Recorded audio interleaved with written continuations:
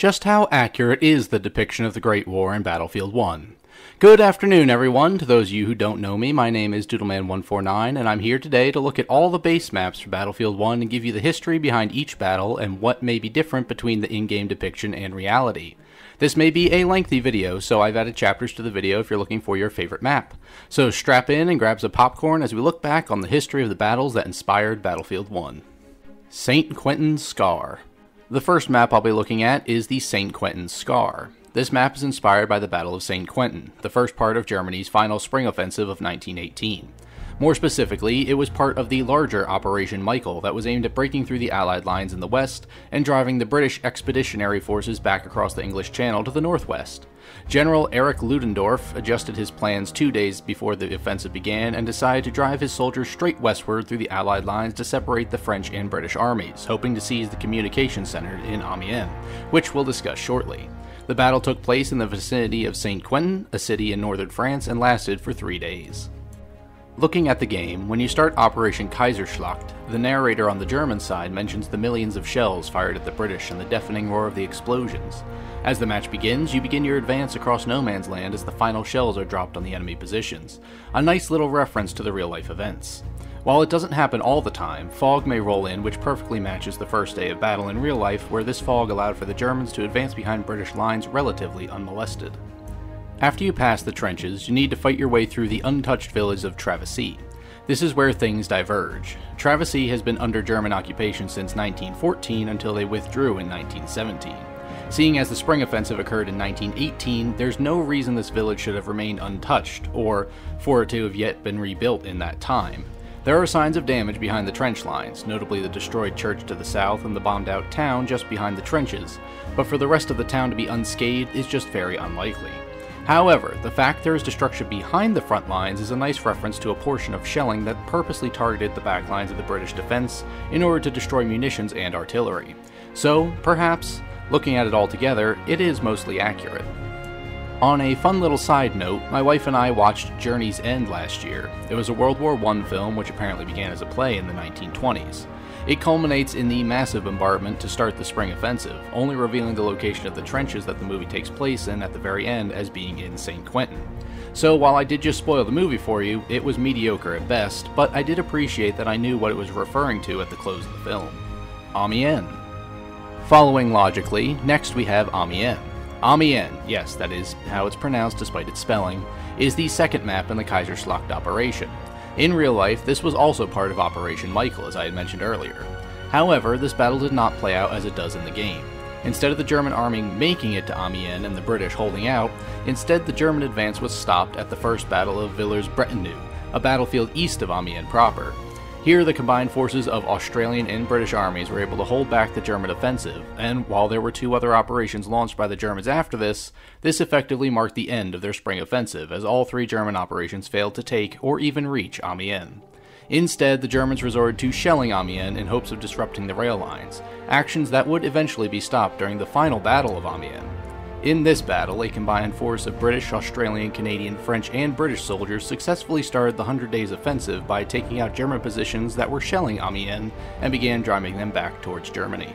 Seeing as the spring offensive never reached Amiens proper, the version of the battle we see during the Kaiserschlacht operation is more than likely mostly fabricated.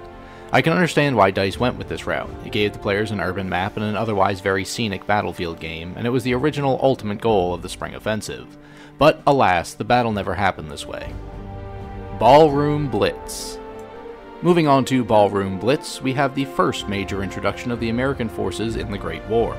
This offensive, known as the Meuse-Argonne Offensive, was just one of the many operations of the 100 Days Offensive, the final major Allied push against Germany following their own failed spring offensive.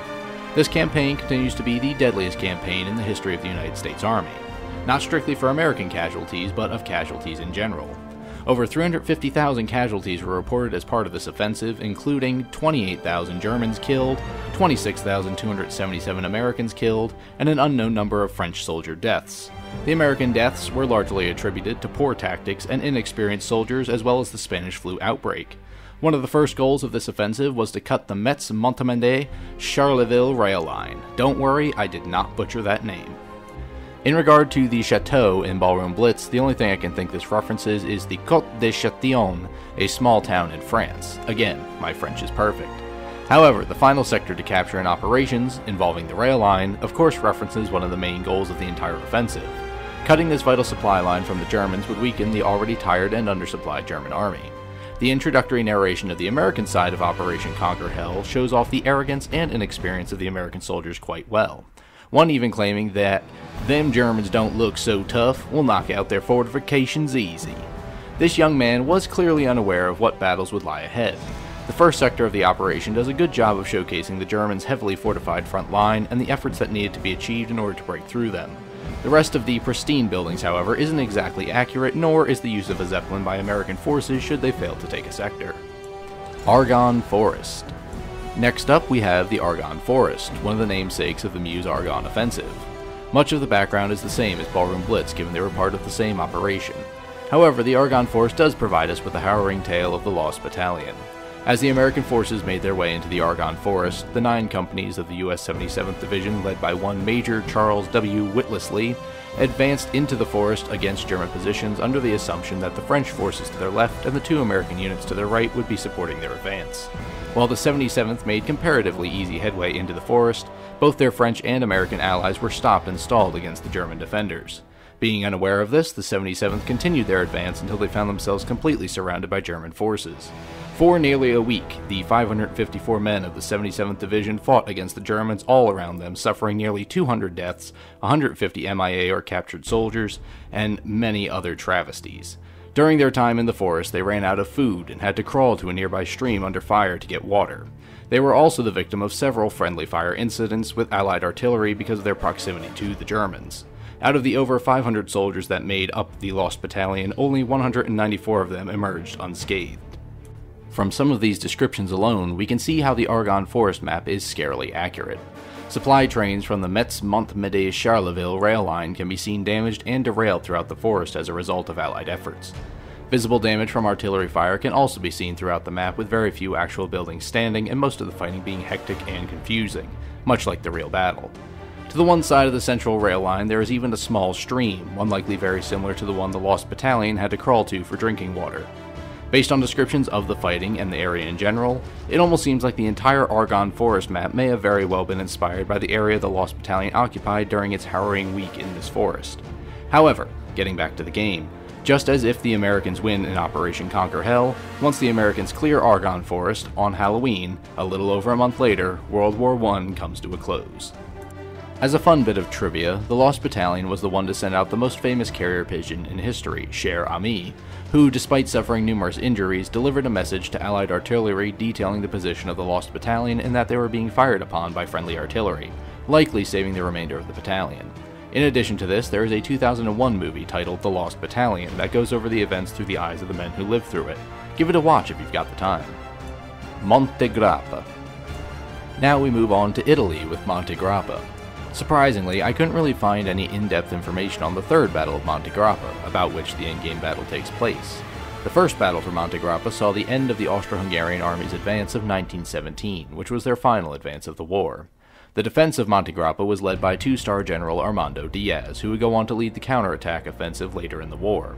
The second battle was just part of the wider fighting of that same advance, and the third Battle of Monte Grappa was the Italian counteroffensive, which saw the Austro-Hungarians routed after Czechoslovakia declared independence from Austro-Hungary before signing of the armistice.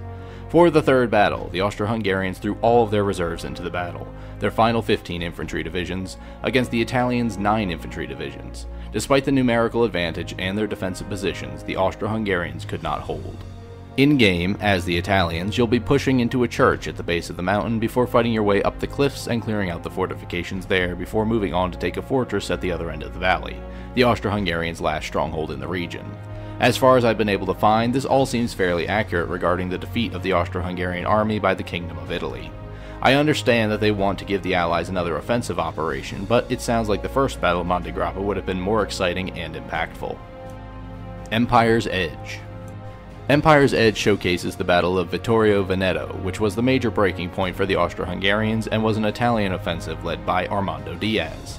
This battle was designed to spear between the 2 remaining Austro-Hungarian armies standing between Italy and the Adriatic Sea.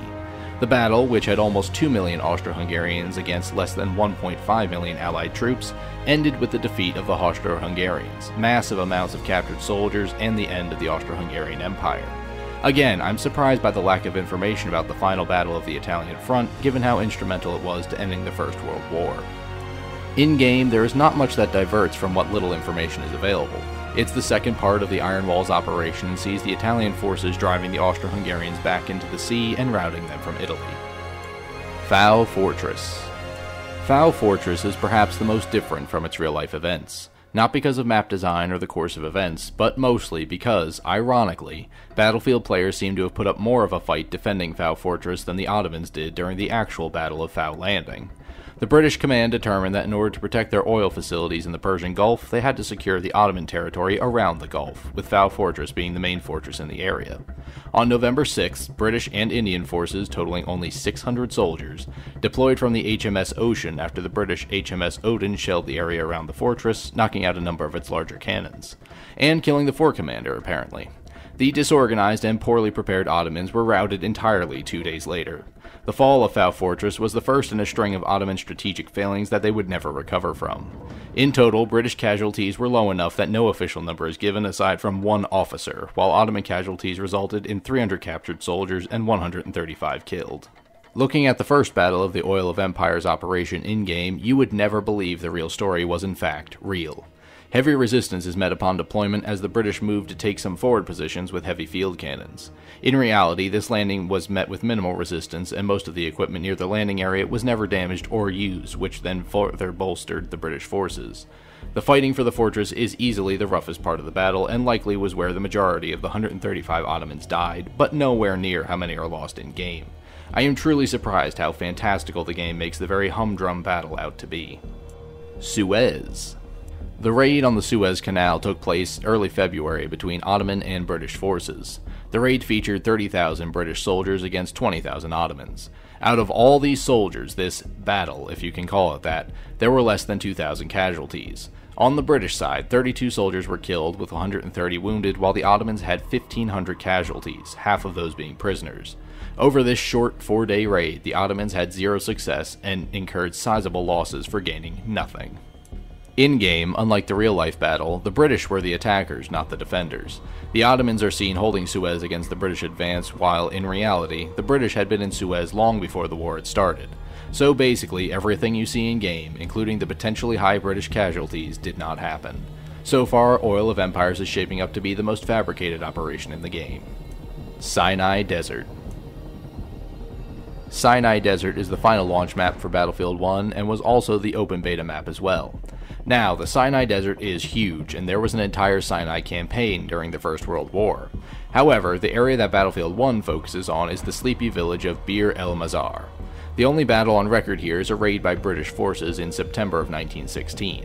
Imagine fighting in the desert in September. Death.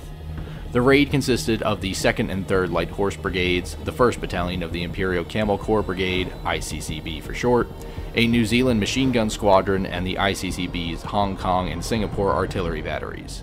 For the raid, the ICCB and the artillery were unable to keep pace with the Light Horse Brigades and were mostly unable to assist in the fighting. These mostly mobile fighters attacked the 2,000 defenders at Bir el-Mazar and were unable to rout them. There are numerous confirmed reports of the defending Ottomans turning their anti-aircraft guns on the attacking cavalrymen, killing and wounding over a dozen of them. After the raid, the Ottoman defenders fell back and abandoned the outpost despite their limited losses. So again, Oil of Empires remains mostly fabricated.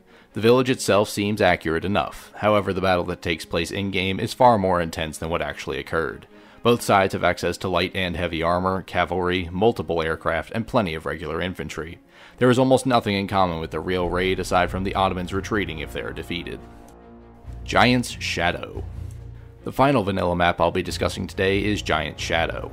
This map takes place during the Battle of the Selle. This battle took place after the Second Battle of Cambrai, and is part of the 100 Days Offensive, much like the earlier mentioned Meuse Argonne Offensive. The Germans were on the back foot at this point in the war, and the river and rail line at the Selle posed one of the final bastions of defense that the Germans had left.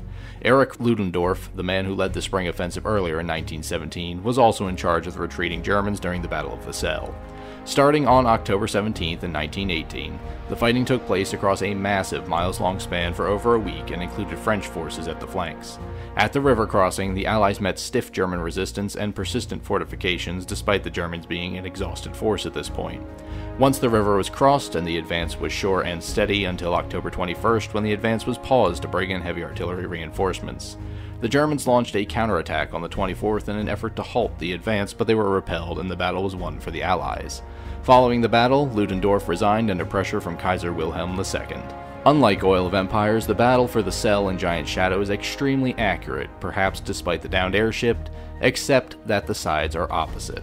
The Germans move into the town at the edge of the Cell River, where some of the stiffest defenses are at the river crossing. The map ends with the German capture of the British-held rail line, which routes them from the area.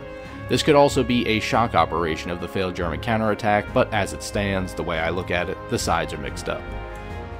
And so that's all, everyone. I've covered all the vanilla maps in Battlefield 1 and compared them to their real-life counterparts. For the most part, it seems that the developers did their due diligence and research to bring the battles of the Great War to life.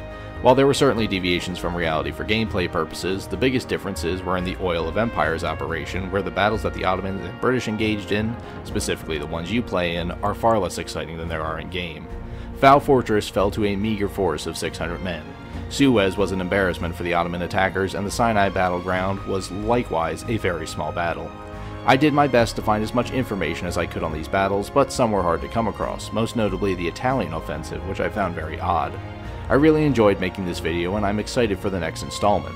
I'll be covering the French expansion, They Shall Not Pass, next, and those maps should have tons of records behind them, so we'll see what we get into next time. So, I'd like to thank everyone who came to my TED Talk today. I'm not sure how many of you stuck around, but I'd like to thank you all for your time, and hopefully you enjoyed learning more history and seeing how that translated into the masterpiece that is Battlefield 1. If I messed anything up, or if you'd like to have a kind word for me, feel free to let me know in the comments. Also, if you liked the video and want to see more from yours truly, then subscribe to never miss an upload. I've been Doodleman149, and until next time, I will see you later.